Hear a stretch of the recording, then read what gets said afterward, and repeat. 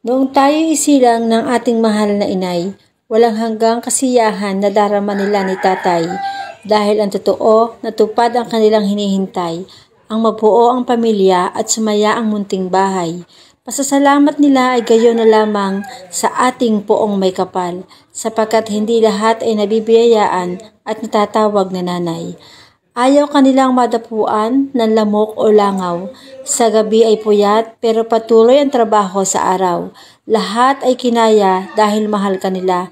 Yung tipong susuko na pero patuloy na lumalaban pa. Bakit? Dahil sobrang mahal kanila. Susuportahan ka kahit eskwela ka na. Kahit makatapos ng college, andyan pa rin sila. Para makakain ka, gigising pa rin sa umaga.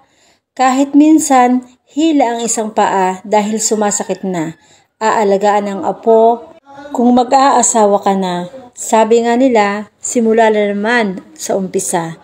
Ang buhay na mahirap, pero puno ng ligaya. Sana'y maisip mo lahat ng kanilang sakripisyo, maibigay lang ang buhay na gusto mo. Nasa sayo na kaibigan kung paano mo sila susuklian sa kanilang pagmamahal sa iyo mula nang ikaw ay isilang.